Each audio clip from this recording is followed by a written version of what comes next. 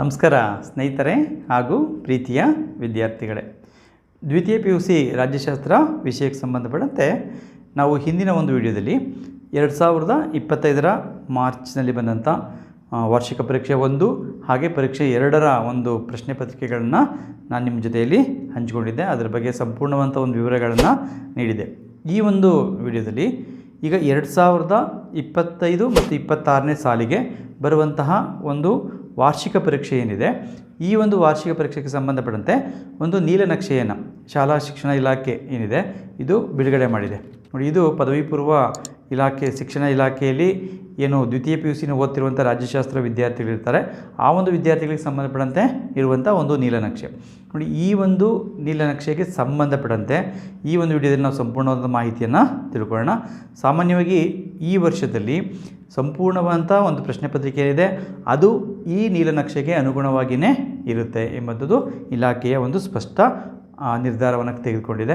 ಹಾಗಾಗಿ ವಿದ್ಯಾರ್ಥಿಗಳು ಈ ಒಂದು ನೀಲನಕ್ಷೆಯನ್ನು ಸಂಪೂರ್ಣವಾಗಿ ಅನುಸರಿಸುವ ಮೂಲಕ ಈ ಒಂದು 80ಕ್ಕೆ 80 ಅಂಕಗಳನ್ನ ಕೂಡ ತೆಗೆದುಕೊಳ್ಳಲಿಕ್ಕೆ ಸಾಧ್ಯ ಆಗುತ್ತೆ. ಹಾಗಾಗಿ ಯಾವ್ಯಾವ ಅಧ್ಯಾಯಗಳಲ್ಲಿ ಯಾವ್ಯಾವ ಪ್ರಶ್ನೆಗಳನ್ನ ಕೇಳ್ತಾರೆ, ಹಾಗೆ ಎಷ್ಟೆಷ್ಟು ಅಂಕಗಳಿಗೆ ಪ್ರಶ್ನೆಗಳನ್ನ ಕೇಳ್ತಾರೆ, ಆ ಎಲ್ಲ ವಿಚಾರಗಳನ್ನ ನಾನು ನಿಮ್ಮ ಮುಂದೆ ಇವಾಗ ಚರ್ಚೆ ಮಾಡ್ತಾ ಹೋಗ್ತೇನೆ.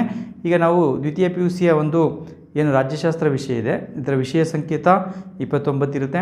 ಹಾಗೆ ಈ ಒಂದು ಪರೀಕ್ಷೆಗೆ ಸಾಮಾನ್ಯವಾಗಿ 80 ಅಂಕಗಳಿಗೆ ಗರಿಷ್ಠ ಅಂಕಗಳಿರ್ತವೆ. ಹಾಗೆ ಪ್ರಶ್ನೆ ಪತ್ರಿಕೆಯನ್ನು 121 ಅಂಕಗಳಿಗೆ ತಯಾರು ಮಾಡಲಾಗುತ್ತೆ. ನೋಡಿ, ಇಲ್ಲಿ ನಾವು ಗಮನಿಸುವಂಥದ್ದು ಏನಂತಂದರೆ, ಇಲ್ಲಿ ಅಧ್ಯಾಯವಾರು ಏನು ಎಷ್ಟು ಅಂಕಗಳ ಪ್ರಶ್ನೆಗಳನ್ನ ಕೇಳ್ತಾ ಹೋಗ್ತಾರೆ ಅಂತೇಳಿ ನಾವೊಂದು ನೋಡ್ತಾ ಹೋಗೋಣ. ಮೊದಲನೇದಾಗಿ ಭಾರತದ ರಾಜಕೀಯ ವ್ಯವಸ್ಥೆಯ ಉಗಮ ಮತ್ತು ಬೆಳವಣಿಗೆ, evolution and growth of Indian political system ಅಂತ ಏನಿದೆ, ಈ ಒಂದು ಅಧ್ಯಾಯದಲ್ಲಿ ಮುಖ್ಯವಾಗಿ 12 ಒಂದು ಬೋಧನಾ ಅವಧಿಗಳಿರ್ತವೆ. 12 ಬೋಧನಾ ಅವಧಿಗೆ 12 ಅಂಕಗಳಿಗೆ ಪ್ರಶ್ನೆಗಳನ್ನ ಕೇಳಲಾಗುತ್ತೆ. ನಾವಿಲ್ಲಿ ಬ್ಲೂ ಪ್ರಿಂಟಲ್ಲಿ ಗಮನಿಸ್ಬೋದು. ಇಲ್ಲಿ 1 ಅಂಕದ ಪ್ರಶ್ನೆಗಳು, ಹಾಗೆ 2 ಅಂಕದ ಪ್ರಶ್ನೆಗಳು ಮತ್ತು 5 ಅಂಕ 10 ಅಂಕದ ಪ್ರಶ್ನೆಗಳಿರ್ತವೆ. ಇಂಥ ಒಂದು ಪ್ರಶ್ನೆಗಳಲ್ಲಿ ಅಧ್ಯಾಯ 1ರಲ್ಲಿ ಯಾವ ಪ್ರಶ್ನೆಗಳನ್ನ ಕೇಳ್ತಾರೆ ಅಂತ ನೋಡಿದಾಗ, ಇಲ್ಲಿ ಮುಖ್ಯವಾಗಿ 1 ಅಂಕದ ಒಂದು ಪ್ರಶ್ನೆಗಳಿಗೆ ಸಂಬಂಧಪಟ್ಟಂತೆ 2 ಪ್ರಶ್ನೆಗಳನ್ನ ಅಧ್ಯಾಯ 1ರಲ್ಲಿ ಕೇಳಲಾಗುತ್ತೆ. ಹಾಗೆ ಇಲ್ಲಿ ನಾವು ಏನೇನು ಪ್ರಶ್ನೆಗಳನ್ನ ಕೇಳ್ಬೋದು ಅಂತ ನಾವು ನೋಡಿದಾಗ ಹಲವಾರು ಪ್ರಶ್ನೆಗಳಿದೆ. ನಾನು ನಿಮಗೆ ಹಿಂದಿನ ಒಂದು ವಿಡಿಯೋಗಳಲ್ಲಿ 1 ಅಂಕದ ಒಂದು ಪ್ರಶ್ನೆಗಳಿರ್ತವೆ, ಅವೆಲ್ಲವೂ ಕೂಡ ತಿಳಿಸಿದ್ದೇನೆ. ಡಿಸ್ಕ್ರಿಪ್ಷನ್ ಬಾಕ್ಸಲ್ಲಿ ಲಿಂಕ್ ಕೊಟ್ಟಿರ್ತೇನೆ, ಅದನ್ನು ಗಮನಿಸ್ಕೊಳ್ಳಿ. ನಿಮಗೆ ಅಧಿಕಾರವನ್ನು ಕಂಪನಿದ ಕ್ರೌನ್ಗೆ ಯಾವಾಗ ವರ್ಗಾಯಿಸಲು ಅಂತ ಕೇಳ್ಬೋದು. ಹಾಗೆ ಫೆಡರಲ್ ನ್ಯಾಯಾಲಯವನ್ನು ಎಲ್ಲಿ ಸ್ಥಾಪಿಸಲಾಗಿದೆ ಅಂತ ಕೇಳ್ಬೋದು, ಅಥವಾ ಯಾವಾಗ ಸ್ಥಾಪಿಸಲಾಯಿತು ಅಂತ ಕೇಳ್ಬೋದು, ಅಥವಾ ಗಡಿರೇಖೆ ಆಯೋಗದ ಅಧ್ಯಕ್ಷರು ಯಾರು ಅಂತ ಕೇಳ್ಬೋದು. ಇನ್ನೂ ಹಲವಾರು ಪ್ರಶ್ನೆಗಳಿದೆ, 1 ಅಂಕದ ಪ್ರಶ್ನೆಗಳು. ಆ ಪ್ರಶ್ನೆಗಳನ್ನ ನಾನು ಡಿಸ್ಕ್ರಿಪ್ಷನ್ ಬಾಕ್ಸಲ್ಲಿ ಲಿಂಕ್ ಕೊಟ್ಟಿರ್ತೇನೆ, ಅವುಗಳನ್ನ ಗಮನಿಸ್ಕೊಳ್ಳಿ. ಹಾಗೆ ಈ ಒಂದು ಅಧ್ಯಾಯದಲ್ಲಿ 2 ಅಂಕದ ಪ್ರಶ್ನೆಗಳು ಇರೋದಿಲ್ಲ. ನೀವು 2 ಅಂಕದ ಪ್ರಶ್ನೆಗಳು ಇರೋದಿಲ್ಲ ಅಂದ್ಬಿಟ್ಟು 2 ಅಂಕದ ಪ್ರಶ್ನೆಗಳಿಗೆ ಉತ್ತರಗಳನ್ನ ತಿಳ್ಕೊಳ್ದೇ ಇರಲಿಕ್ಕೆ ಸಾಧ್ಯ ಆಗೋದಿಲ್ಲ. ಏಕೆಂದರೆ ಪ್ರಶ್ನೆ ಪತ್ರಿಕೆ ಸಿದ್ಧಪಡಿಸುವ ಸಂದರ್ಭದಲ್ಲಿ 2 ಅಂಕದ ಪ್ರಶ್ನೆಗಳನ್ನೇ ನಿಮಗೆ 1 ಅಂಕಕ್ಕೆ ಕೇಳ್ಬೋದು. ಹಾಗಾಗಿ 2 ಅಂಕದ ಪ್ರಶ್ನೆಗಳಿಗೂ ಕೂಡ ವಿದ್ಯಾರ್ಥಿಗಳು ಉತ್ತರವನ್ನು ತಿಳ್ಕೊಳ್ಳಿ, 1 ಅಂಕಕ್ಕೆ ಬರೀಲಿಕ್ಕೆ ಸಿದ್ಧವಾಗಿರಿ. ಹಾಗೆ ಜೊತೆಗೆ ಈ ಒಂದು ಅಧ್ಯಾಯದಲ್ಲಿ 5 ಅಂಕದ 2 ಪ್ರಶ್ನೆಗಳು ಬರ್ತವೆ. ಅಂದರೆ 10 ಅಂಕಕ್ಕೆ ಪ್ರಶ್ನೆಗಳನ್ನ ಕೇಳಲಾಗುತ್ತೆ, 5 ಅಂಕದ 2 ಪ್ರಶ್ನೆಗಳು ಬರ್ತವೆ. 5 ಅಂಕದ ಪ್ರಶ್ನೆಗಳಲ್ಲಿ ತುಂಬ ಸುಲಭವಾಗಿ ನಾವು ತಿಳ್ಕೊಬೋದು. ಮೊದಲನೇದಾಗಿ ನಿಮಗೆ 1935ರ ಕಾಯ್ದೆ, ಅದನ್ನು ಸಂಕ್ಷಿಪ್ತವಾಗಿ ವಿವರಿಸಿ ಅಂತ ಕೇಳ್ತಾರೆ. ಅಥವಾ 1947ರ ಭಾರತ ಸ್ವಾತಂತ್ರ್ಯ ಕಾಯ್ದೆಯ ಮುಖ್ಯಾಂಶಗಳನ್ನ ವಿವರಿಸಿ ಅಂತ ಕೇಳ್ಬೋದು. ಅಥವಾ ಪ್ರಥಮ ಸಾರ್ವತ್ರಿಕ ಚುನಾವಣೆಯನ್ನು ಕುರಿತು ಅಥವಾ ಮಹಾ ಚುನಾವಣೆಯನ್ನು ಕುರಿತು ಟಿಪ್ಪಣಿ ಬರೆಯಿರಿ ಅಂತ ಕೇಳ್ಬೋದು.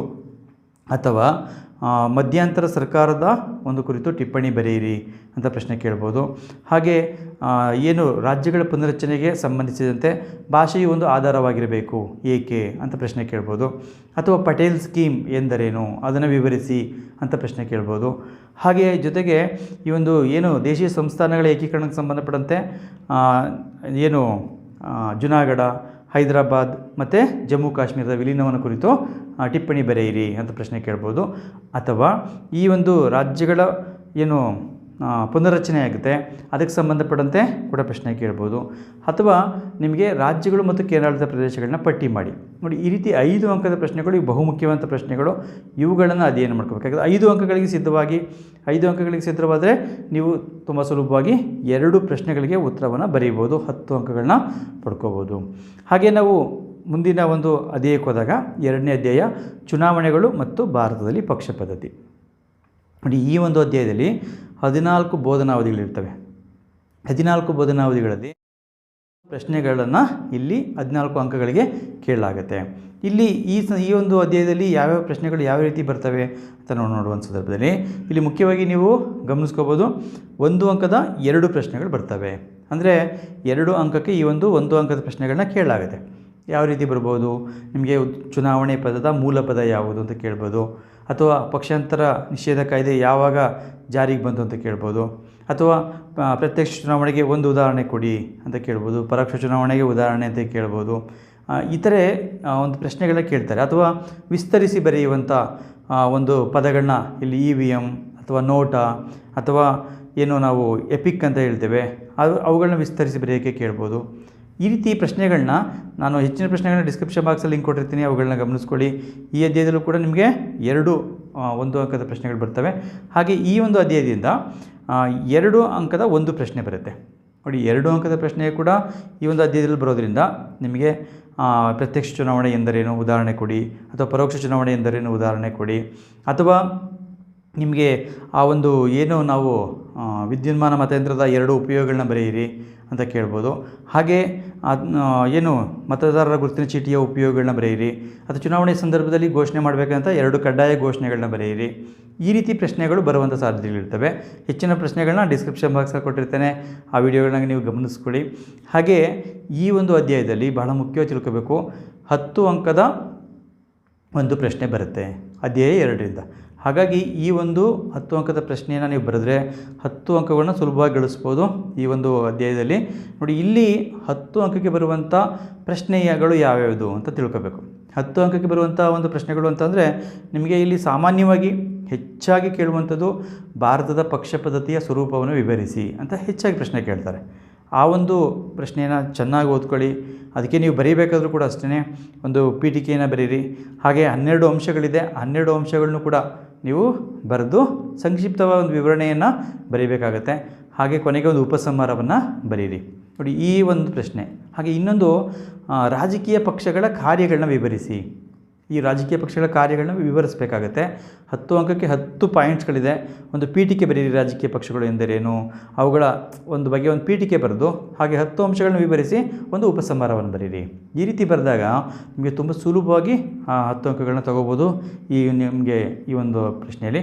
ಹಾಗೆ ಇನ್ನೊಂದು ಪ್ರಶ್ನೆ ಅಂತಂದರೆ, ಸಾಮಾನ್ಯವಾಗಿ ಅವೆರಡನ್ನೂ ಕೇಳಲಿಲ್ಲ ಅಂತಾದಾಗ ಈ ಪ್ರಶ್ನೆ ಕೇಳುವಂಥ ಸಾಧ್ಯತೆಗಳಿರ್ತವೆ. ಚುನಾವಣಾ ಆಯೋಗದ ರಚನೆ ಮತ್ತು ಕಾರ್ಯಗಳನ್ನು ವಿವರಿಸಿ. ಈ ಪ್ರಶ್ನೆಯನ್ನು ಕೂಡ ಓದ್ಕೊಂಡಿರಿ. ನಿಮಗೆ ಅದರಲ್ಲೂ ಕೂಡ ನಿಮಗೆ ತುಂಬ ಸುಲಭವಾಗಿ ಬರೆದು ಅಂಕಗಳನ್ನ ಪಡ್ಕೋಬೋದು. ಚುನಾವಣಾ ಆಯೋಗದ ಬಗ್ಗೆ ನಾವು ಪದೇ ಪದೇ ಕೇಳ್ತಿರ್ತೀವಿ, ಆಯೋಗದ ಕಾರ್ಯಗಳನ್ನ ನಾವು ತಿಳ್ಕೊಂಡಿರ್ತೀವಿ. ಹಾಗಾಗಿ ಆ ಒಂದು ಕಾರ್ಯಗಳನ್ನ ಬರೀಲಿಕ್ಕೆ ಸಾಧ್ಯ ಆಗುತ್ತೆ ವಿದ್ಯಾರ್ಥಿಗಳಿಗೆ. ನೋಡಿ, ಇಷ್ಟು ಈ ಒಂದು ಅಧ್ಯಾಯದಿಂದ ಬರುವಂಥ ಒಂದು ಪ್ರಶ್ನೆಗಳು. ಇಲ್ಲಿ ಸಾಮಾನ್ಯವಾಗಿ ನಾವು ಗಮನಿಸ್ತೇವೆ 1 ಅಂಕದ 2, ಹಾಗೆ 2 ಅಂಕದ 2 ಪ್ರಶ್ನೆ, 1 ಪ್ರಶ್ನೆ ಇರುತ್ತೆ. ಹಾಗೆ 10 ಅಂಕದ 1 ಪ್ರಶ್ನೆ ಇರುತ್ತೆ. ಹಾಗೆ ಅಧ್ಯಾಯ 3ಕ್ಕೆ ಹೋದಾಗ ಇಲ್ಲಿ ಭಾರತದಲ್ಲಿ ಆಡಳಿತ ಯಂತ್ರ, ಅಡ್ಮಿನಿಸ್ಟ್ರೇಟಿವ್ ಮಿಷನರಿ ಇನ್ ಇಂಡಿಯಾ ಅಂತಿದೆ. ನೋಡಿ, ಈ ಒಂದು ಅಧ್ಯಾಯದಲ್ಲಿ 10 ಬೋಧನಾವಧಿಗಳಿರ್ತವೆ, 10 ಅಂಕಗಳನ್ನು ನಿಗದಿಪಡಿಸಲಾಗಿರುತ್ತೆ. ನೋಡಿ, ಈ ಒಂದು ಅಧ್ಯಾಯದಲ್ಲಿ ಮುಖ್ಯವಾಗಿ ನಮಗೆ 10 ಅಂಕದ ಪ್ರಶ್ನೆ ಇರೋದಿಲ್ಲ. ಹಾಗಾಗಿ ನೀವು ದೀರ್ಘ ಉತ್ತರಗಳಿಗೆ ಸಿದ್ಧವಾಗಬೇಕಂತ ಅವಶ್ಯಕತೆ ಇರೋದಿಲ್ಲ. ಇಲ್ಲೇನಂತಂದರೆ ಮುಖ್ಯವಾಗಿ ನಿಮಗೆ 1 ಅಂಕದ 1 ಪ್ರಶ್ನೆ ಬರುತ್ತೆ. 1 ಅಂಕದ 1 ಪ್ರಶ್ನೆಗೆ ನೀವು ಆಡಳಿತದ ಮೂಲ ಪದ ಯಾವುದು ಅಂತ ಕೇಳ್ಬೋದು. ಅಥವಾ ಏನು ನಮ್ಮ ಒಂದು ತರಬೇತಿ ಶಾಲೆಗಳಿದೆ, IAS ಅಧಿಕಾರಿಗಳಿಗೆ ತರಬೇತಿ ನೀಡುವಂಥ ಮಸೂರಿ ಲಾಲ್ ಬಹದ್ದೂರ್ ಶಾಸ್ತ್ರಿ ಅಕಾಡೆಮಿ ಎಲ್ಲಿದೆ ಅಂತ ಪ್ರಶ್ನೆ ಕೇಳ್ಬೋದು. ಅಥವಾ ಅದು ಹೊಂದಿಸಿ ಬರೆಯೋಕ್ಕೆ ಬಿಟ್ಟಸಲ ತುಂಬಕ್ಕೆ ಕೇಳ್ಬೋದು. ಅಥವಾ ಸರ್ದಾರ್ ವಲ್ಲಭಾಯ್ ಪಟೇಲ್ ಪೊಲೀಸ್ ಅಕಾಡೆಮಿ ಎಲ್ಲಿದೆ ಅಂತ ಆ ಒಂದು ಪ್ರಶ್ನೆಯನ್ನು ನಿಮಗೆ ಯಾವುದಾದ್ರು ಒಂದು ವಿಭಾಗದಲ್ಲಿ ಕೇಳ್ಬೋದು. ಈ ರೀತಿ 1 ಅಂಕದ 1 ಪ್ರಶ್ನೆ ಬರುತ್ತೆ, ಅದನ್ನು ತಿಳ್ಕೊಳ್ಳಿ.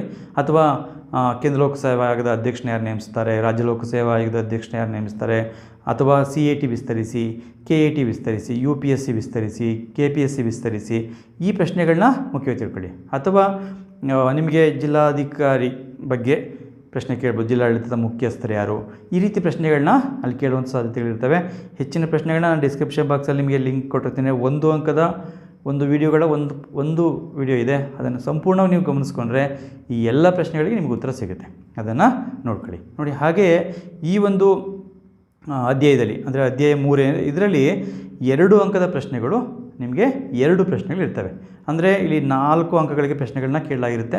ಇಲ್ಲೂ ಕೂಡ ಅಷ್ಟೇ 2 ಅಂಕದ ಪ್ರಶ್ನೆಗಳು ಅಂತ ಬಂದಾಗ ನಿಮಗೆ ಆಡಳಿತ ಎಂದರೇನು ಅಂತ ಕೇಳ್ಬೋದು, ಅಥವಾ ವೃತ್ತಿನಿರತ ವರ್ಗ ಎಂದರೇನು ಅಂತ ಕೇಳ್ಬೋದು, ಅಥವಾ ರಾಜಕೀಯ ತಾಟಸ್ಥ್ಯ ಎಂದರೇನು, ಅಧಿಕಾರ ಶ್ರೇಣಿ ಪದ್ಧತಿ ಎಂದರೇನು, ಅಥವಾ ಅನಾಮಧೇಯತ್ವ ಎಂದರೇನು. ನೋಡಿ 4 ಪ್ರಶ್ನೆಗಳನ್ನ ಓದ್ಕೊಳ್ಳಿ, ಅದನ್ನು ಕೂಡ ಕೇಳುವಂಥ ಸಾಧ್ಯತೆಗಳಿರ್ತವೆ. ಹಾಗೆ ಜೊತೆಗೆ ಇಲ್ಲಿ ನಿಮಗೆ ಏನು ನಮ್ಮ ರಾಜ್ಯದ ಆಡಳಿತದ ಯಾವುದಾದ್ರು 2 ಇಲಾಖೆಗಳನ್ನು ಬರೀರಿ ಅಂತ ಕೇಳ್ಬೋದು. ಅಥವಾ ಇಲ್ಲಿ ನಮಗೆ IAS ಮತ್ತು IPS IFS ಅಖಿಲ ಭಾರತ ಸೇವೆಗಳು ಬರ್ತವೆ, ಯಾವುದಾದ್ರು 2 ಉದಾಹರಣೆಗಳು ಕೊಡಿ ಅಂತ ಕೇಳಿದರೆ ಅವುಗಳನ್ನ ಬರೀತೀರಿ. ಅಥವಾ ಕೇಂದ್ರ ಸೇವೆಗಳಿಗೆ 2 ಉದಾಹರಣೆ ಕೊಡಿ ಅಂತ ಕೇಳ್ಬೋದು, ರಾಜ್ಯ ಸೇವೆಗಳಿಗೆ 2 ಉದಾಹರಣೆ ಕೊಡಿ ಅಂತ ಕೇಳ್ಬೋದು, ಅಥವಾ ಕೇಂದ್ರ ಲೋಕಸೇವಾ ಆಯೋಗದ 2 ಕಾರ್ಯಗಳನ್ನ ಬರೀರಿ ಅಂತ ಕೇಳ್ಬೋದು, ಅಥವಾ ರಾಜ್ಯ ಲೋಕಸೇವಾ ಆಯೋಗದ 2 ಕಾರ್ಯಗಳನ್ನ ಬರೀರಿ ಅಂತ ಪ್ರಶ್ನೆಗಳನ್ನ ಹೆಚ್ಚಾಗಿ ಕೇಳುವಂಥ ಪ್ರಶ್ನೆಗಳು. ಹಾಗಾಗಿ ಅವುಗಳನ್ನ ಗಮನಿಸ್ಕೊಳ್ಳಿ.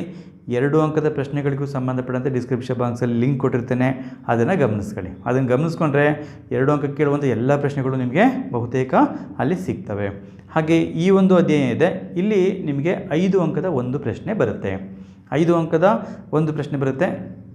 ಇಲ್ಲಿ ಬಹಳ ಮುಖ್ಯವಾಗಿ ತಿಳ್ಕೊಬೇಕಾಗಿರೋದು ಅಂದರೆ ಆಡಳಿತದ ಒಂದು ಪಾತ್ರ, ಅದು ತಿಳ್ಕೊಳ್ಳಿ.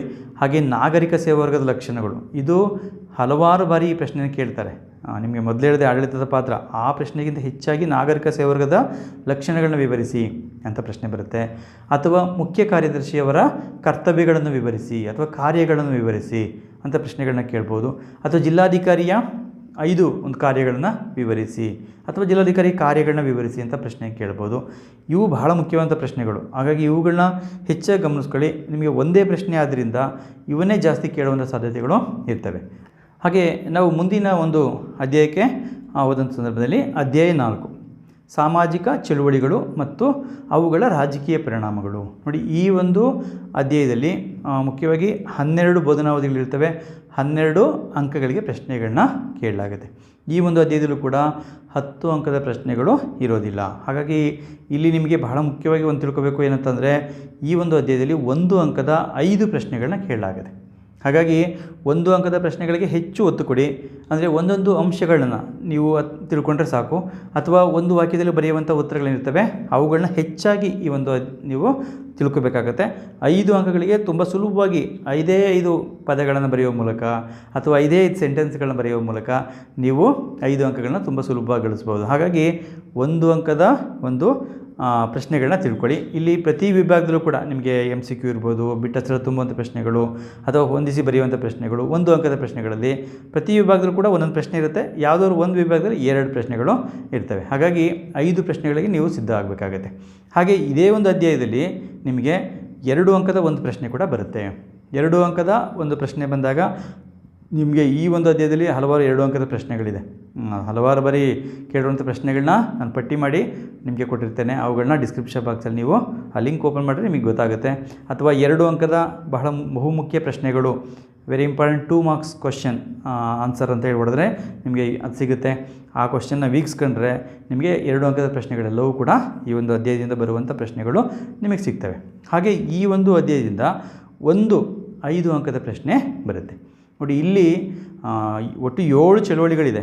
ಆ 7 ಚಳುವಳಿಗಳಲ್ಲಿ ನಿಮಗೆ ಯಾವುದಾದ್ರದ್ದು ಒಂದ್ರದ್ದು ಇಲ್ಲ ಕಾರಣಗಳು ಕೇಳ್ಬೋದು, ಇಲ್ಲ ರಾಜಕೀಯ ಪರಿಣಾಮಗಳನ್ನ ಕೇಳ್ಬೋದು. ಈ ಒಂದು ಅಧ್ಯಾಯದಲ್ಲಿ ನೀವು ಸಾಮಾನ್ಯವಾಗಿ ನಿಮಗೆ 5 ಅಂಕದ ಒಂದು ಪ್ರಶ್ನೆಗಳಿರ್ತವೆ, 9 ಪ್ರಶ್ನೆಗಳಿರ್ತವೆ. 9ರಲ್ಲಿ ನೀವು 6 ಪ್ರಶ್ನೆಗಳನ್ನ ಬರೀಬೇಕಾಗತ್ತೆ. ಹಾಗಾಗಿ ಈ ಒಂದು ಅಧ್ಯಾಯದಲ್ಲಿ ನೀವು ಎಲ್ಲವನ್ನು ಕೂಡ ಓದ್ಕೊಂಡಿರಬೇಕಾಗತ್ತೆ. ಎಲ್ಲವೂ ಕೂಡ ಇಂಪಾರ್ಟೆಂಟ್ ಆಗಿರ್ತವೆ. ಹಾಗಾಗಿ ಎಲ್ಲವನ್ನು ಕೂಡ ತಿಳ್ಕೊಂಡಿದ್ರೆ ಮಾತ್ರ ನೀವು ಒಂದು ಪ್ರಶ್ನೆ ಬರೋಕ್ಕೆ ಸಾಧ್ಯ ಆಗುತ್ತೆ. ಹಾಗಾಗಿ ಈ ಒಂದು ಅಧ್ಯಾಯದಲ್ಲಿ ನೀವು 5 ಅಂಕದ ಪ್ರಶ್ನೆಯನ್ನು ಎಲ್ಲವನ್ನು ಕೂಡ ಒಂದು ಗಮನಿಸ್ಕೊಳ್ಳಿ, ಆ ಪಾಯಿಂಟ್ಸ್ಗಳನ್ನ ತಿಳ್ಕೊಂಡಿರಿ. ನಿಮಗೆ ಆಪ್ಷನ್ ಇರೋದ್ರಿಂದ ಚಾಯ್ಸನ್ನು ನೀವು ತೊಗೋಬೋದು ಇಲ್ಲಿ ಅನ್ನೋ ಒಂದು ಅಂಶ ತಿಳ್ಕೊಳ್ಳಿ. ಹಾಗೆ ನಾವು ನೆಕ್ಸ್ಟ್ ಅಧ್ಯಾಯಕ್ಕೆ ಹೋದಾಗ ಅಧ್ಯಾಯ 5 ರಾಷ್ಟ್ರ ನಿರ್ಮಾಣ ಮತ್ತು ಭಾರತದ ಪ್ರಜಾಸತ್ತೆ ಎದುರಿಸುತ್ತಿರುವಂಥ ಸವಾಲುಗಳು ಅಂತೇನಿದೆ. ಈ ಒಂದು ಅಧ್ಯಾಯದಲ್ಲಿ ಒಟ್ಟು ನಿಮಗೆ ಹೆಚ್ಚು ಅಂಕಗಳು ಬರೋದಿಲ್ಲ.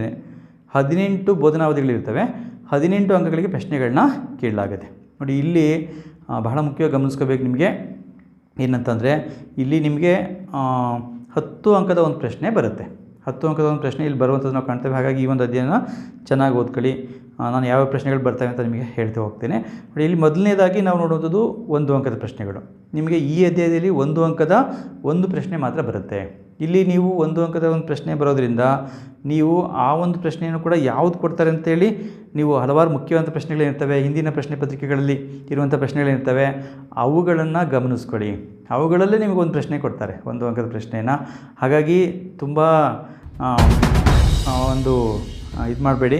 ಆ ಪ್ರಶ್ನೆಗಳನ್ನ, ಹಿಂದಿನ ಪ್ರಶ್ನೆಗಳನ್ನ ಗಮನಿಸ್ಕೊಂಡ್ರೆ ನಿಮಗೆ ಮತ್ತು ಮಾಡಲ್ ಕ್ವಶನ್ ಪೇಪರ್ಲಿರುವಂಥ ಪ್ರಶ್ನೆಗಳು, ಹಾಗೆ ಏನು ಹಿಂದಿನ ಒಂದು ವರ್ಷದಲ್ಲಿರುವಂಥ ಪ್ರಶ್ನೆಗಳಿರ್ತವೆ ಅವುಗಳನ್ನ ಈ ಒಂದು ಅಧ್ಯಾಯದಲ್ಲಿ ಯಾವುದಿದೆ ಅಂತ ನೋಡ್ಕೊಳ್ಳಿ. ಅದರಲ್ಲಿ ಒಂದು ಪ್ರಶ್ನೆ ಸಾಮಾನ್ಯವಾಗಿ ಬಂದಿರ್ಬೋದು ಅಂಥೇಳಿ ಅಂದ್ಕೊಳ್ಳೋಣ. ಹಾಗೆ ಈ ಒಂದು ಅಧ್ಯಾಯದಲ್ಲಿ ನಿಮಗೆ 2 ಅಂಕದ ಒಂದು ಪ್ರಶ್ನೆ ಇರುವಂಥದ್ದು ನಾವು ಕಾಣ್ತೇವೆ. ಅಂದರೆ 2 ಅಂಕಗಳಿಗೆ ಪ್ರಶ್ನೆ ಕೇಳ್ತಾರೆ, ಒಂದು ಪ್ರಶ್ನೆ ಇರುತ್ತೆ. ಹಾಗಾಗಿ 2 ಅಂಕದ ಪ್ರಶ್ನೆಯೂ ಕೂಡ ಅಷ್ಟೇ, ನಿಮಗೆ ಅಲ್ಲೂ ಕೂಡ ಆಪ್ಷನ್ ಇರುತ್ತೆ. ಹಾಗಾಗಿ ಈ ಒಂದು ಅಧ್ಯಾಯದಲ್ಲಿ 2 ಅಂಕದ ಪ್ರಶ್ನೆಗಳು ಹಲವಾರಿದೆ. ಅವುಗಳನ್ನ ನಾನು ಡಿಸ್ಕ್ರಿಪ್ಷನ್ ಬಾಕ್ಸಲ್ಲಿ ಲಿಂಕ್ ಕೊಟ್ಟಿರ್ತೇನೆ. ಆ ಮುಖ್ಯವಾದ ಪ್ರಶ್ನೆಗಳನ್ನ ಗಮನಿಸ್ಕೊಳ್ಳಿ. ಅವುಗಳದೇ ಒಂದು ಪ್ರಶ್ನೆ ಸಾಮಾನ್ಯವಾಗಿ ಕೇಳಿರ್ಬೋದು. ಹಾಗೆ 5 ಅಂಕದ ಒಂದು ಪ್ರಶ್ನೆ ಇರುತ್ತೆ, 5 ಅಂಕಕ್ಕೆ. ಹಾಗಾಗಿ ಒಂದು ಪ್ರಶ್ನೆ ಇರುತ್ತೆ.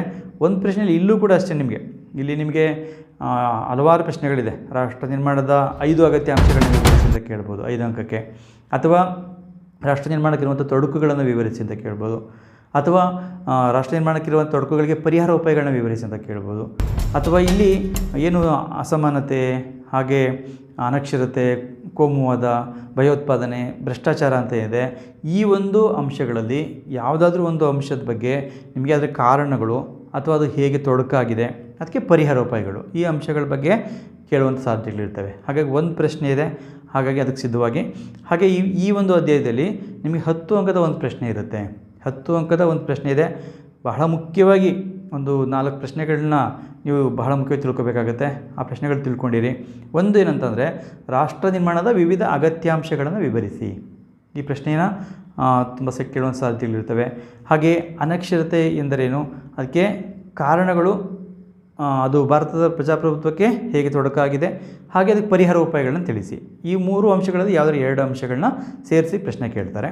ಹಾಗೆ ಇನ್ನೊಂದು ಪ್ರಶ್ನೆ ನಿಮಗೆ ಸಾಮಾನ್ಯವಾಗಿ ಏನು ನಮ್ಮ ಕೋಮುವಾದ ಎಂದರೇನು, ಅದಕ್ಕೆ ಪರಿಹಾರೋಪಾಯಗಳನ್ನ ತಿಳಿಸಿ ಅಂತ ಪ್ರಶ್ನೆಯನ್ನು ಕೇಳ್ಬೋದು.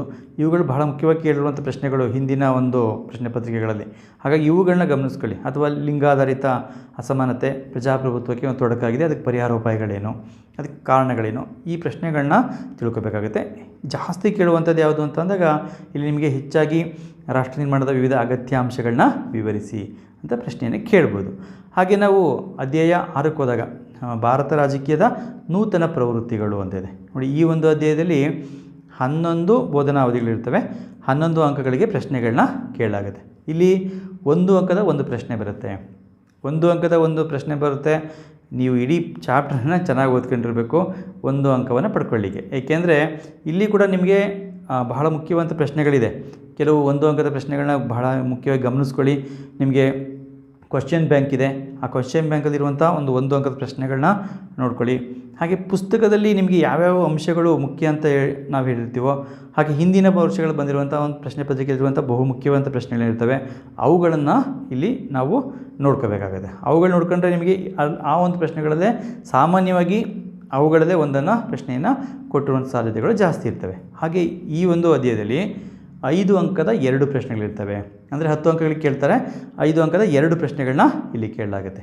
ಇಲ್ಲಿ ನೀವು ಬಹಳ ಮುಖ್ಯವಾಗಿ ಗಮನಿಸ್ಕೋಬೇಕಂದ್ರೆ 5 ಅಂಕದ ಪ್ರಶ್ನೆಗಳಿಗೆ ಇಲ್ಲಿ ಬಹಳ ಪ್ರಾಮುಖ್ಯತೆಯನ್ನು ಕೊಡಿ. ಒಂದು ನಿಮಗೆ ಮುಖ್ಯವಾಗಿ ಏನು ಭಾರತದ ಒಂದು ಸಮ್ಮಿಶ್ರ ಸರ್ಕಾರದ ಒಂದು ವ್ಯವಸ್ಥೆ ಇದೆ, ಅದಕ್ಕೆ ಸಂಬಂಧಪಟ್ಟಂತೆ ಸಮ್ಮಿಶ್ರ ಸರ್ಕಾರದ ಗುಣಗಳನ್ನು ವಿವರಿಸಿ ಅಂತ ಕೇಳ್ಬೋದು. ಅಥವಾ ಸಮ್ಮಿಶ್ರ ಸರ್ಕಾರದ ದೋಷಗಳನ್ನು ವಿವರಿಸಿ ಅಂತ ಪ್ರಶ್ನೆ ಕೇಳ್ಬೋದು. ನೋಡಿ, ಎರಡರಲ್ಲಿ ಸಾಮಾನ್ಯವಾಗಿ ಒಂದು ಪ್ರಶ್ನೆ ಬಂದಿರುತ್ತೆ ಅಂತ ಅಂದ್ಕೊಳ್ಳೋಣ. ಅಥವಾ ಇದಿಲ್ಲ ಅಂತಂದರೆ ಏನು ತುರ್ತು ಪರಿಸ್ಥಿತಿಗೆ ಸಂಬಂಧಪಟ್ಟಂತೆ ಸಂವಿಧಾನದಲ್ಲಿರುವಂಥ ವಿಧಿಗಳನ್ನು ವಿವರಿಸಿ ಅಂತ ಕೇಳ್ಬೋದು. ಅಲ್ಲಿ ನಿಮಗೆ ರಾಷ್ಟ್ರೀಯ ತುರ್ತು ಪರಿಸ್ಥಿತಿ, ಹಾಗೆ ರಾಷ್ಟ್ರಪತಿ ಆಡಳಿತ ಮತ್ತು ಆರ್ಥಿಕ ತುರ್ತು ಪರಿಸ್ಥಿತಿಗೆ ಸಂಬಂಧಪಟ್ಟಂತೆ 352, 356 ಮತ್ತು 360ನೇ ವಿಧಿಗಳಿಗೆ ಸಂಬಂಧಪಟ್ಟಂತೆ ಏನು ವಿವರಣೆಗಳಿರ್ತವೆ ಅದನ್ನು ಬರೀಬೇಕಾಗತ್ತೆ. ಹಾಗೆ ಜೊತೆಗೆ ನಿಮಗಿಲ್ಲಿ ಭಾರತದ ಒಂದು ರಾಜಕೀಯದಲ್ಲಿ ಯುವ ನಾಯಕತ್ವ ಅಂತ ಇದೆ. ಹಾಗೆ ಜೊತೆಗೆ ನಿಮಗೆ ಈ ಒಂದು ಇದರಲ್ಲಿ ಬಹಳ ಮುಖ್ಯವಾಗಿ ಇನ್ನೊಂದು ಭಯೋತ್ಪಾದನೆ ವಿರುದ್ಧ ಯುವಜನತೆಯ ಪಾತ್ರವನ್ನು ವಿವರಿಸಿ ಮತ್ತು ಭ್ರಷ್ಟಾಚಾರದ ವಿರುದ್ಧ ಯುವಜನತೆಯ ಪಾತ್ರವನ್ನು ವಿವರಿಸಿ. ಅವೆರಡು ಪ್ರಶ್ನೆಗಳಲ್ಲಿ ಒಂದು ಪ್ರಶ್ನೆ ಹೆಚ್ಚಾಗಿ ಕೇಳಿರ್ತಾರೆ. ಹಾಗಾಗಿ ಭ್ರಷ್ಟಾಚಾರದ ವಿರುದ್ಧ ಯುವಜನತೆಯ ಪಾತ್ರ, ಹಾಗೆ ಭಯೋತ್ಪಾದನೆ ವಿರುದ್ಧ ಯುವಜನತೆಯ ಪಾತ್ರ, ಇವೆರಡು ಪ್ರಶ್ನೆಗಳನ್ನ ಚೆನ್ನಾಗಿ ಓದ್ಕೊಂಡ್ರೆ ನಿಮಗೆ ಒಂದು ಪ್ರಶ್ನೆ ಬರುತ್ತೆ ಅಂತ ಒಂದು ನಾವು ಭಾವಿಸ್ಕೋಬೋದು. ಹಾಗೆ ಜೊತೆಗೆ ಸಮ್ಮಿಶ್ರ ಸರ್ಕಾರದ ಗುಣಗಳು ಮತ್ತು ದೋಷಗಳು, ಅದರಲ್ಲಿ ಎರಡರಲ್ಲಿ ಒಂದು ಬರುತ್ತೆ ಅಂತೇಳಿ ನಾವು ಅಂದ್ಕೋಬೋದು. ಅದರ ಮಧ್ಯದಲ್ಲಿ ಒಂದು ಪ್ರಶ್ನೆ ಇದೆ, ಅಸ್ಮಿತೆ ರಾಜಕೀಯದ ಉಗಮ ಅಂತೇನಿದೆ, ಅದು ಸಂಬಂಧಪಟ್ಟಂತೆ 4 ಅಂಶಗಳಿರ್ತವೆ. ಧರ್ಮ, ಜಾತಿ, ಪ್ರದೇಶ, ಹಾಗೆ ಈ ಒಂದು ಭಾಷೆ, ಈ 4 ಅಂಶಗಳಿಗೆ ಸಂಬಂಧಪಟ್ಟಂತೆ ಅಸ್ಮಿತೆ ರಾಜಕೀಯದ ಆಧಾರಾಂಶಗಳನ್ನ ಸಂಕ್ಷಿಪ್ತವಾಗಿ ವಿವರಿಸಿ ಅಂತ ಕೇಳ್ಬೋದು. ನೋಡಿ, ಇಷ್ಟು ಪ್ರಶ್ನೆಗಳನ್ನ ನೀವು ತಿಳ್ಕೊಂಡ್ರೆ ಅದನ್ನು ಅಲ್ಲಿ ನಿಮಗೆ 2 ಪ್ರಶ್ನೆಗಳಿಗೆ ಉತ್ತರವನ್ನು ಬರೀಬೋದು, 10 ಅಂಕಗಳನ್ನ ಪಡ್ಕೊಳ್ಳಿಕ್ಕೆ ಸಾಧ್ಯ. ಹಾಗೆ ನಾವು ಮುಂದಿನ ಒಂದು ಅಧ್ಯಾಯಕ್ಕೆ ಹೋದಾಗ ಇಲ್ಲಿ ನಾವು ನೋಡುವಂಥದ್ದು ಅಧ್ಯಾಯ 6ರಲ್ಲಿ ಏನಿದೆ, ಈ ಒಂದು ಅಧ್ಯಾಯದಲ್ಲಿ ನಾವು ನೋಡಿದ್ವಿ. ಹಾಗೆ ನಾವು ನೆಕ್ಸ್ಟು ಸಮಕಾಲೀನ ರಾಜಕೀಯ ವಿದ್ಯಮಾನಗಳು ಅಧ್ಯಾಯ 7ಕ್ಕೆ ಹೋದಾಗ ಇಲ್ಲಿ 13 ಅಂಕಗಳಿಗೆ ಪ್ರಶ್ನೆಗಳನ್ನ ಕೇಳಲಾಗುತ್ತೆ. 13 ಬೋಧನಾ ಅವಧಿಗಳಿದೆ, 13 ಅಂಕಗಳಿಗೆ ಪ್ರಶ್ನೆಗಳನ್ನ ಕೇಳಲಾಗುತ್ತೆ. ಇಲ್ಲಿ ಕೂಡ ನಿಮಗೆ 1 ಅಂಕದ ಒಂದು ಪ್ರಶ್ನೆ ಇರುತ್ತೆ.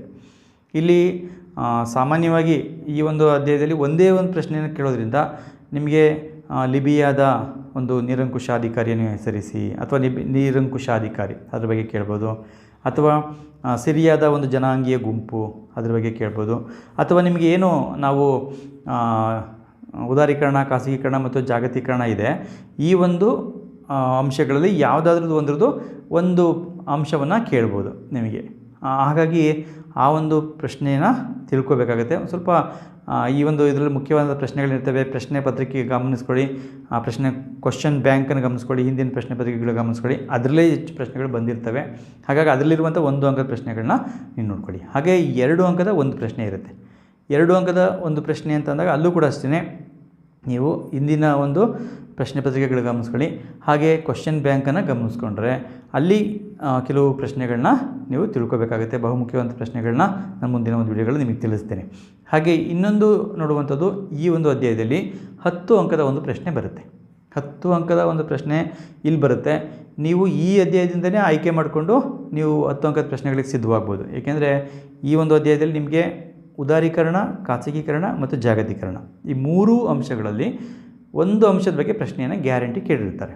ಹಾಗಾಗಿ ನೀವು ಈ ಒಂದು ಅಧ್ಯಾಯದಲ್ಲಿ ಈ ಉದಾರೀಕರಣ ಎಂದರೇನು, ಅದರ ಅರ್ಥ, ಹಾಗೆ ಪ್ರಾಮುಖ್ಯತೆ ಮತ್ತು ರಾಜಕೀಯ ಪರಿಣಾಮಗಳನ್ನ ವಿವರಿಸಿ ಅಂತ ಪ್ರಶ್ನೆ ಕೇಳ್ಬೋದು.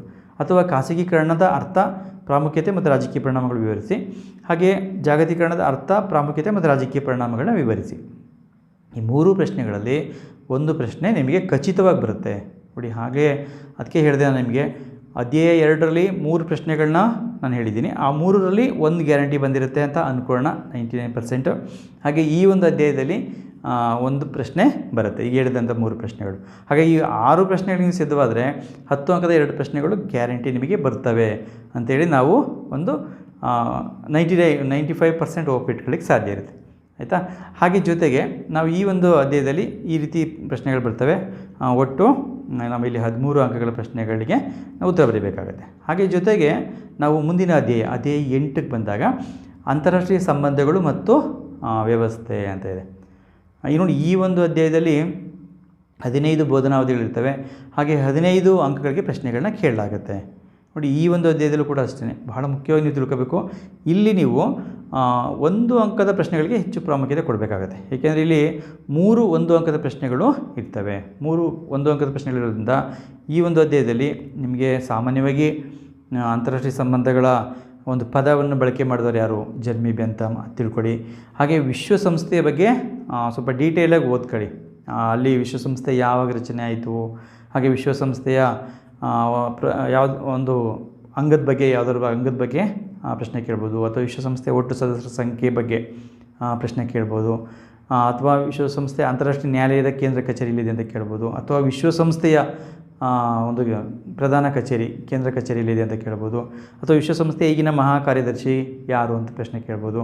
ಹಾಗೆ ಜೊತೆಗೆ ಇಲ್ಲಿ ಇನ್ನೂ ಹಲವಾರು, ಈಗ ಭಾರತ ಮತ್ತು ಆಸಿಯಾನ್ ಸಂಬಂಧಗಳಿದೆ, ಅದ್ರ ಬಗ್ಗೆ ಆಸಿಯಾನ್ ರಾಷ್ಟ್ರಗಳ ಸಂಖ್ಯೆ ಎಷ್ಟು ಅಂತ ಕೇಳ್ಬೋದು.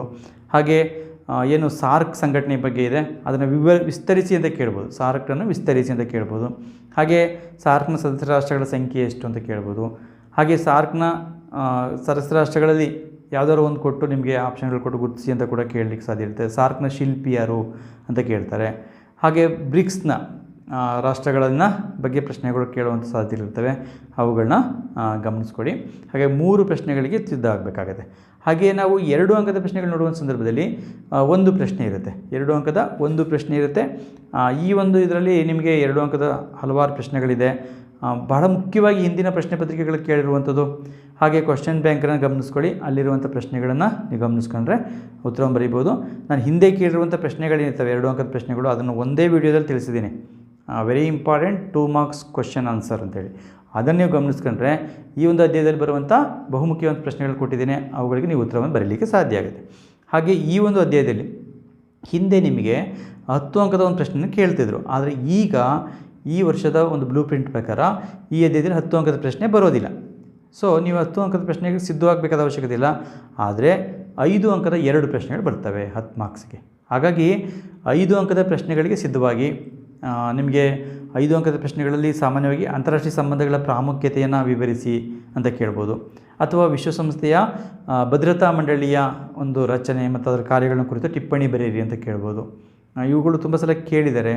ಹಾಗೆ ಏನು ನಮ್ಮ ಅಂತಾರಾಷ್ಟ್ರೀಯ ಸಂಬಂಧಗಳ ಪರಿಕಲ್ಪನೆಗಳಿದೆ, ಅವುಗಳ ಬಗ್ಗೆ ನಿಮಗೆ ಸಂಕ್ಷಿಪ್ತವಾಗಿ ವಿವರಿಸೋಕ್ಕೆ ಪ್ರಶ್ನೆ ಕೇಳ್ಬೋದು, ತುಂಬ ಸುಲಭವಾಗಿ ಬರಿಬೋದು. ಹಾಗೆ ಏನು ಭಾರತ ಮತ್ತು ಆಸಿಯಾನ್ ಸಹಕಾರ ಕ್ಷೇತ್ರಗಳನ್ನ ವಿವರಿಸಿ ಅಂತ ಪ್ರಶ್ನೆ ಕೇಳ್ಬೋದು. ಹಾಗಾಗಿ ಈ ಒಂದು ಇದರಲ್ಲಿ ಬರುವಂಥ ಪ್ರಶ್ನೆಗಳೇನಿರ್ತವೆ ಅವುಗಳಲ್ಲಿ ನಿಮಗೆ ಮುಖ್ಯವಾಗಿ 2 ಪ್ರಶ್ನೆಗಳು 5 ಅಂಕದ ಪ್ರಶ್ನೆಗಳಿಗೆ ಬರ್ತವೆ, ಅವುಗಳನ್ನ ಗಮನಿಸ್ಕೊಳ್ಳಿ. ನಾನು ಡಿಸ್ಕ್ರಿಪ್ಷನ್ ಬಾಕ್ಸಲ್ಲಿ ಲಿಂಕ್ ಕೊಟ್ಟಿರ್ತೀನಿ. 5 ಅಂಕದ ಬಹುಮುಖ್ಯ ಪ್ರಶ್ನೆಗಳನ್ನು ಕೂಡ ನಾನು ಕೊಟ್ಟಿದ್ದೇನೆ, ಅವುಗಳನ್ನ ನೀವು ನೋಡ್ಕೋಬೋದು. ಹಾಗೆ ಜೊತೆಗೆ ನಾವು 9ನೇ ಅಧ್ಯಾಯಕ್ಕೆ ಹೋದಾಗ 9ನೇ ಅಧ್ಯಾಯದಲ್ಲಿ ಭಾರತದ ವಿದೇಶಾಂಗ ನೀತಿ ಅಂತ ಇದೆ ನೋಡಿ. ಈ ಒಂದು ಅಧ್ಯಾಯದಲ್ಲಿ ನಿಮಗೆ ಬಹಳ ಮುಖ್ಯವಾಗಿ 1 ಅಂಕದ ಪ್ರಶ್ನೆಗಳು ನೋಡ್ಕೋಬೇಕು, ಹಾಗೆ 10 ಅಂಕದ ಒಂದು ಪ್ರಶ್ನೆಯನ್ನು ಗಮನಿಸ್ಕೋಬೇಕು. ಏಕೆಂದರೆ ಇಲ್ಲಿ 1 ಅಂಕದ ಪ್ರಶ್ನೆಗಳು 4 ಇರ್ತವೆ. ಆ 4 ಪ್ರಶ್ನೆಗಳಿರೋದ್ರಿಂದ 1 ಅಂಕದ ಎಲ್ಲ ಪ್ರಶ್ನೆಗಳನ್ನು ಚೆನ್ನಾಗಿ ತಿಳ್ಕೊಬೇಡಿ. ನಾನು ಡಿಸ್ಕ್ರಿಪ್ಷನ್ ಬಾಕ್ಸಲ್ಲಿ ಲಿಂಕ್ ಕೊಟ್ಟಿರ್ತೇನೆ. ಹಾಗೆ ಜೊತೆಗೆ ನಿಮಗೆ ಡಿಪಾರ್ಟ್ಮೆಂಟಿಂದ ಬಿಟ್ಟಿರುವಂಥ ಕ್ವಶನ್ ಬ್ಯಾಂಕ್ ಇದೆ, ಹಿಂದಿನ ಪ್ರಶ್ನೆ ಪತ್ರಿಕೆಗಳಿದೆ.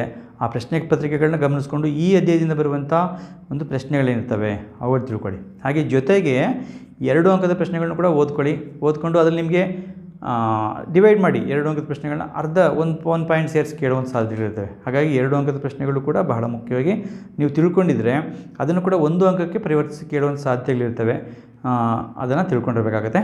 ಹಾಗೆ 10 ಅಂಕದ ಒಂದು ಪ್ರಶ್ನೆ ಬರುತ್ತೆ ನೋಡಿ. ಇಲ್ಲಿ 10 ಅಂಕಕ್ಕೆ ಬರುವಂಥ ಪ್ರಶ್ನೆಗಳಲ್ಲಿ ನಿಮಗೆ ನಮ್ಮ ಒಂದು ಅನುಭವದ ಪ್ರಕಾರ ಸಾಮಾನ್ಯವಾಗಿ ಭಾರತದ ವಿದೇಶಾಂಗ ನೀತಿಯ ಮೂಲ ತತ್ವಗಳನ್ನ ವಿವರಿಸಿ ಅಂತ ಪ್ರಶ್ನೆ ಕೇಳ್ತಾರೆ. ಭಾರತದ ವಿದೇಶಾಂಗ ನೀತಿಯ ಮೂಲ ತತ್ವಗಳನ್ನ ವಿವರಿಸಿ. ಒಂದು ಪೀಠಿಕೆ ಬರೀರಿ, ವಿದೇಶಾಂಗ ನೀತಿ ಎಂದರೇನು, ಹಾಗೆ ವಿದೇಶಾಂಗ ನೀತಿಯ ಭಾರತದ ವಿದೇಶಾಂಗ ನೀತಿ ಹೇಗೆ ಒಂದು ಸ್ವಲ್ಪ ಬೆಳವಣಿಗೆ ಆಯಿತು ಅದ್ರ ಬಗ್ಗೆ ಬರೆದು ಅದರ ಮೂಲ ತತ್ವಗಳು 12 ತತ್ವಗಳಿದೆ, ಅದನ್ನು ನೀವು ವಿವರಿಸ್ಕೊಂಡು ಹೋಗಿ. ಹಾಗೆ ಕೊನೆಗೆ ಒಂದು ಉಪಸಂಹಾರವನ್ನು ಬರೀರಿ. ಈ ರೀತಿ ಬರೆದಾಗ ನಿಮಗೆ 12ಕ್ಕೆ 12 ಏನು ಈ ಒಂದು ಅಧ್ಯಾಯದಲ್ಲಿ ಇರುವಂಥ ಎಲ್ಲ ಪ್ರಶ್ನೆಗಳಿಗೆ ಉತ್ತರ ಬರೆದು ಈ ಒಂದು 10 ಅಂಕದ ಪ್ರಶ್ನೆಗೆ ನೀವು 12ಕ್ಕೆ 12 ಪಾಯಿಂಟ್ಸ್ ಬರೆದ್ರೆ ನಿಮಗೆ 10 ಅಂಕಗಳು ಸಿಗ್ತವೆ. ಒಂದು ಉಪಸಂಹಾರ ಬರೀರಿ ಹಾಗೆ ಕೊನೆಗೆ. ಹಾಗೆ ಜೊತೆಗೆ ಈ ಒಂದು ಅಧ್ಯಾಯದಲ್ಲಿ 5 ಅಂಕದ ಪ್ರಶ್ನೆಗಳು ಇರೋದಿಲ್ಲ. 5 ಅಂಕದ ಪ್ರಶ್ನೆಗಳು ಇಲ್ಲದೇ ಇರೋದ್ರಿಂದ ನೀವು ಓದ್ಕೊಳ್ಳಿ. ನಿಮ್ಮ ಅಧ್ಯಯನ ದೃಷ್ಟಿಯಿಂದ ವಿದೇಶಾಂಗ ನೀತಿಯ ಪ್ರಾಮುಖ್ಯತೆ ಏನು ಅದನ್ನು ಓದ್ಕೊಳ್ಳಿ. ಹಾಗೆ ಎಲ್ಲವನ್ನು ತಿಳ್ಕೊಳ್ಳಿ. ಆದರೆ 10 ಅಂಕದ ಪ್ರಶ್ನೆ ಇರೋದ್ರಿಂದ 10 ಅಂಕ ಕೇಳುವಂಥ ಪ್ರಶ್ನೆಗಳನ್ನ ಜಾಸ್ತಿ ನೀವು ಅಲ್ಲಿ ಕಾನ್ಸಂಟ್ರೇಟ್ ಮಾಡಬೇಕಾಗತ್ತೆ. ಉದಾಹರಣೆಗೆ ನಿಮಗೆ ಇಲ್ಲಿ ಇನ್ನೊಂದು ಪ್ರಶ್ನೆ ಕೇಳುವಂಥದ್ದು ಏನಂತಂದರೆ ಭಾರತ ಮತ್ತು ಅಮೇರಿಕ ನಡುವಿನ ಸಂಬಂಧಗಳನ್ನ ವಿವರಿಸಿ ಅಂತ ಕೇಳ್ಬೋದು, ಅಥವಾ ಭಾರತ ಮತ್ತು ರಷ್ಯಾ ನಡುವಿನ ಸಂಬಂಧಗಳನ್ನ ವಿವರಿಸಿ ಅಂತ ಕೇಳ್ಬೋದು. ನೋಡಿ, ಭಾರತ ಮತ್ತು ರಷ್ಯಾ ನಡುವಿನ ಸಂಬಂಧಗಳನ್ನ ಹಿಂದಿನ ಪೇಪರ್ಗಳನ್ನು ನೋಡಿದಾಗ ತುಂಬ ಸಲ ಕೇಳಿಲ್ಲ, ಆದರೆ ಕೇಳಬಾರ್ದು ಅಂತೇನಿಲ್ಲ. ಬಟ್ ಹೆಚ್ಚಾಗಿ ನಿಮಗೆ ಭಾರತದ ವಿದೇಶಾಂಗ ನೀತಿಯ ಒಂದು ಮೂಲ ತತ್ವಗಳು ಭಾಳ ಮುಖ್ಯವಂಥದ್ದು. ಹಾಗೆ ಭಾರತ ಮತ್ತು ಅಮೇರಿಕ ನಡುವಿನ ಸಂಬಂಧಗಳು ಇದು ಬಹಳ ಮುಖ್ಯವಂಥದ್ದು. ಇದನ್ನು ಗಮನಿಸ್ಕೊಳ್ಳಿ. ಇವೆರಡರಲ್ಲಿ ಸಾಮಾನ್ಯವಾಗಿ ಒಂದು ಪ್ರಶ್ನೆ ನಿಮಗೆ ಬರ್ಬೋದು ಅಂತ ಅಂದ್ಕೊಳ್ಳೋಣ. ಇಷ್ಟು ನೋಡಿ ನಮ್ಮ ಒಂದು ಈ ವರ್ಷದ ನೀಲನಕ್ಷೆಯಲ್ಲಿರುವಂಥ ಬಹಳ ಮುಖ್ಯವಾದಂಥ ಅಂಶಗಳು ನಾವಿಲ್ಲಿ ಗಮನಿಸ್ಬೋದು. ಒಟ್ಟು 120 ಬೋಧನಾ ಅವಧಿಗಳಿರ್ತವೆ. ಅಲ್ಲಿ 121 ಅಂಕಗಳಿಗೆ ಪ್ರಶ್ನೆಗಳನ್ನ ಕೇಳಲಾಗುತ್ತೆ.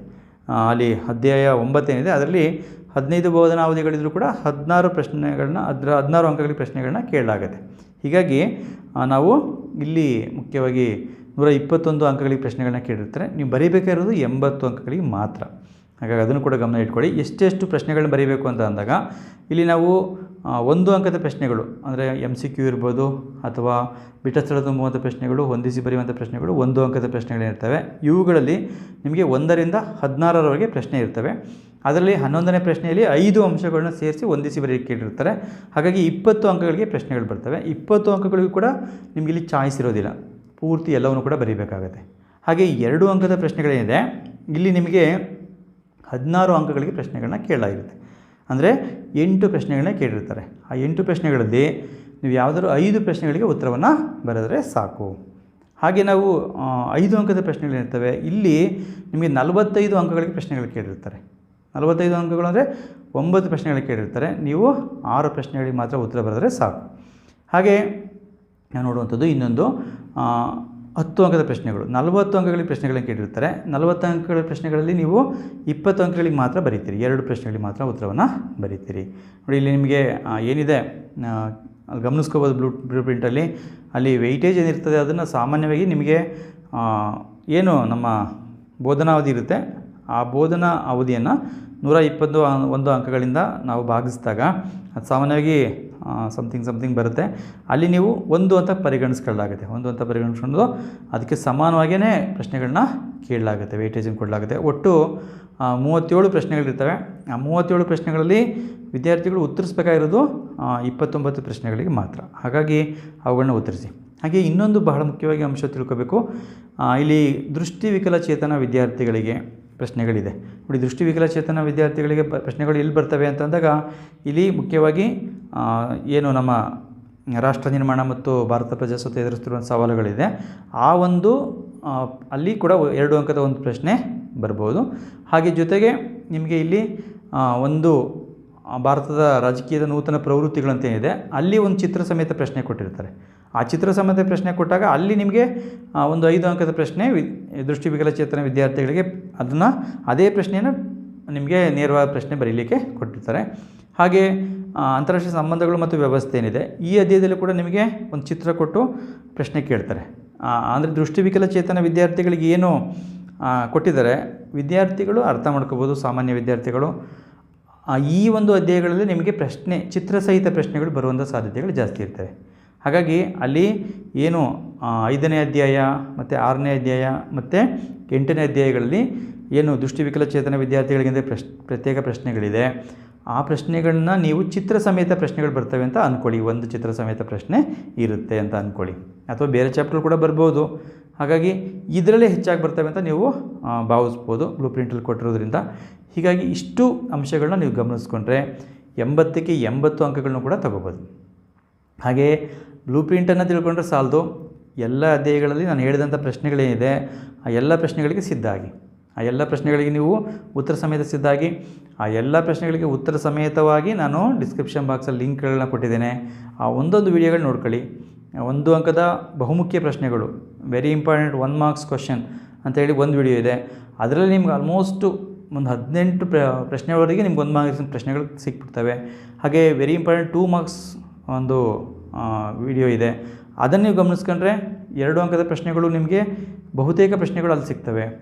ಹಾಗಾಗಿ ಆ ಒಂದು ವಿಡಿಯೋಗಳನ್ನ ಗಮನಿಸ್ಕೊಳ್ಳಿ. ಹಾಗೆ very important 5 marks and 10 marks question answer ಅಂತ ಇದೆ, ಅದನ್ನು ಗಮನಿಸ್ಕೊಳ್ಳಿ. ಅಲ್ಲಿ ಕೂಡ ನಿಮಗೆ 10 ಅಂಕದ ಪ್ರಶ್ನೆಗಳು ಮತ್ತು 5 ಅಂಕದ ಪ್ರಶ್ನೆಗಳಿರ್ತವೆ. ಅವುಗಳಿಗೆ ನಾನು ಉತ್ತರಗಳನ್ನ ಕೊಟ್ಟಿದ್ದೇನೆ. ಡಿಸ್ಕ್ರಿಪ್ಷನ್ ಬಾಕ್ಸಲ್ಲಿ ಲಿಂಕ್ ಹಾಕಿರ್ತೀನಿ, ಅವುಗಳನ್ನ ಗಮನಿಸ್ಕೊಳ್ಳಿ ಅಂತ ಹೇಳ್ತಾ, ಈ ವರ್ಷದ ಒಂದು ಬ್ಲೂ ಪ್ರಿಂಟ್ ಏನಿದೆ, ಈ ವರ್ಷ ಇಲಾಖೆ ಒಂದು ತಿಳಿಸಿರುವ ಪ್ರಕಾರ ಬ್ಲೂ ಪ್ರಿಂಟಲ್ಲಿ ಚೇಂಜಸ್ ಇರೋದಿಲ್ಲ. ಇದೇ ಬ್ಲೂ ಪ್ರಿಂಟ್ ಪ್ರಕಾರನೇ ಪ್ರಶ್ನೆ ಪತ್ರಿಕೆಯನ್ನು ವಾರ್ಷಿಕ ಪರೀಕ್ಷೆಗೆ ಸಿದ್ಧಪಡಿಸ್ಕೊಡ್ಲಾಗುತ್ತೆ. ಹಾಗಾಗಿ ವಿದ್ಯಾರ್ಥಿಗಳು ಇದೇ ಬ್ಲೂ ಪ್ರಿಂಟ್ ಪ್ರಕಾರ ನೀವು ಅಧ್ಯಯನವನ್ನು ಮಾಡಿ ಹೆಚ್ಚು ಅಂಕಗಳನ್ನ ಗಳಿಸಿ. ಹಾಗೆ ನಿಮಗೆ ಯಾವುದೇ ರೀತಿಯಾದಂಥ ಒಂದು ಸಹಾಯ ಬೇಕು ಅಂದರೂ ಕೂಡ ಇದಕ್ಕೆ ಸಂಬಂಧಪಟ್ಟಂತೆ ನೀವು ನನಗೆ ನೇರವಾಗಿ ಸಂಪರ್ಕಿಸಿದರೆ ನಾನು ನಿಮಗೆ ಇದಕ್ಕೆ ಸಂಬಂಧಪಟ್ಟಂತೆ ಯಾವುದೇ ಅಧ್ಯಾಯದಿಂದ ಎಷ್ಟೆಷ್ಟು ಪ್ರಶ್ನೆಗಳು ಬರ್ಬೋದು ಅಂತ ಇನ್ನೂ ವಿಸ್ತಾರವಾಗಿ ನಿಮಗೆ ಹೇಳಲಿಕ್ಕೆ ಸಾಧ್ಯ ಆಗುತ್ತೆ ಅಂತ ಹೇಳ್ತಾ ಈ ಒಂದು ವಿಡಿಯೋನ ಕೊನೆ ತನಕ ನೋಡಿದ್ದಕ್ಕಾಗಿ ಧನ್ಯವಾದಗಳು. ಹಾಗೆ ನೀವು ಈ ಒಂದು ವಿಡಿಯೋ ನೋಡಿದ್ದೀರಿ, ಜೊತೆಗೆ ಈ ಒಂದು ವಿಡಿಯೋ ನಿಮ್ಗೆ ಇಷ್ಟವಾದರೆ ಒಂದು ಲೈಕ್ ಮಾಡಿ, ಹಾಗೆ ನಿಮ್ಮ ಸ್ನೇಹಿತರ ಜೊತೆ ಕೂಡ ಅದನ್ನು ಶೇರ್ ಮಾಡ್ಕೊಳ್ಳಿ. ಹಾಗೆ ಈ ಒಂದು ಚಾನಲನ್ನು ನೀವು ಸಬ್ಸ್ಕ್ರೈಬ್ ಮಾಡ್ಕೊಂಡಿಲ್ಲ ಅಂತಂದರೆ ಈ ಒಂದು ಚಾನಲ್ನ ಸಬ್ಸ್ಕ್ರೈಬ್ ಮಾಡ್ಕೊಳ್ಳಿ. ಸಬ್ಸ್ಕ್ರೈಬ್ ಮಾಡ್ಕೊಳ್ಳೋ ಮೂಲಕ ನೀವು ಪಕ್ಕದ ಬೆಲ್ ಬಟನ್ ಕ್ಲಿಕ್ ಮಾಡಿದರೆ ಮುಂದಿನ ಒಂದು ವಿಡಿಯೋಗಳು ನಿಮಗೆ ನೇರವಾಗಿ ಬರ್ತವೆ. ಮುಂದಿನ ಒಂದು ವಿಡಿಯೋಗಳಲ್ಲಿ ನಾನು ಈ ಒಂದು ಮಾದರಿ ಪ್ರಶ್ನೆ ಪತ್ರಿಕೆಗಳಿಂದ ಇಲಾಖೆ ಬಿಟ್ಟಿರುವಂಥ ಮಾದರಿ ಪ್ರಶ್ನೆ ಪತ್ರಿಕೆಗಳು ಅವುಗಳ ಜೊತೆಯಲ್ಲಿ ನಿಮ್ಮ ಮುಂದೆ ಬರ್ತೀನಿ ಅಂತ ಹೇಳ್ತಾ ಎಲ್ಲರಿಗೂ ಶುಭವಾಗಲಿ.